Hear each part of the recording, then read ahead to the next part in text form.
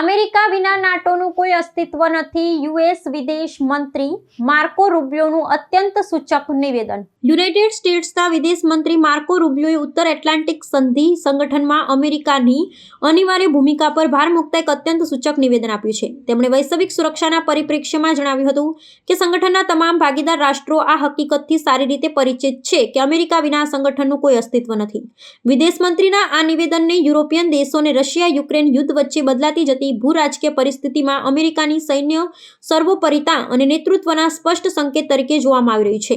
Marco રૂબિયાએ નાટોના ભવિષ્ય અને સભ્ય દેશોના સંરક્ષણ બજેટમાં ફાળા અંગે ચર્ચા કરતા સ્પષ્ટ કર્યું હતું કે અમેરિકા આ સંગઠનનો મુખ્ય સ્તંભ છે અને તેની આર્થિક તથા સૈન્ય સહયોગ વિના યુરોપની સુરક્ષા વ્યવસ્થા નબળી પડી શકે તેમ છે.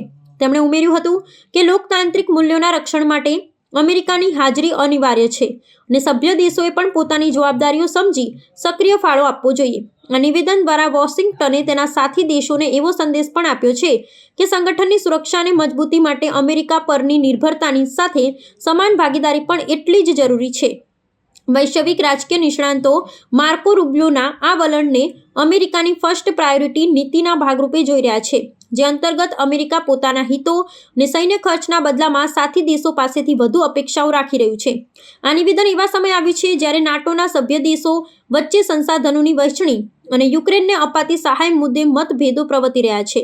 આગામી દિવસોમાં નાટોની ઉચ્ચ સ્તરીય બેઠકમાં અમેરિકાના આ કડક વલણની અસર જોવા મળી શકે છે, જેનાથી સંગઠનનું ભાવિ માળખું નક્કી કરવામાં મહત્વની ભૂમિકા ભજવાશે. We do. I mean, the problem, but NATO needs to be reimagined as well in terms of the obligations. And this is not new to this president. Multiple presidents have complained about it. I agree. I think this president just complains about it louder than other presidents. Well, I'm just trying to be get a clear answer on where this administration stands relative to NATO, because it's been a very fuzzy message over the last year.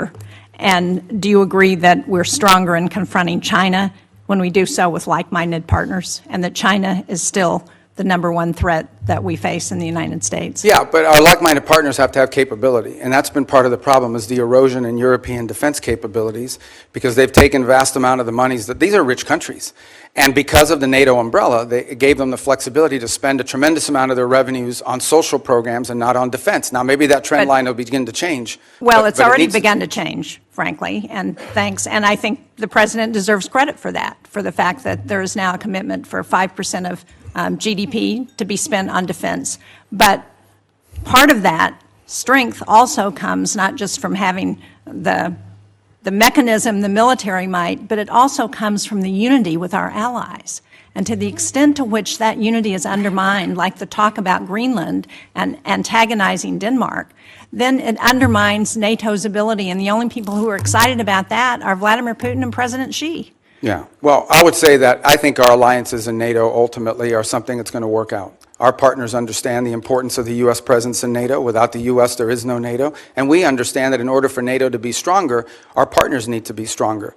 And one of the things we've explained to our allies in NATO is the United States is not simply focused on Europe. We also have defense needs in the Western Hemisphere. We have defense needs in the Indo-Pacific. And it will require us. We may be the richest country in the world, but we don't have unlimited resources.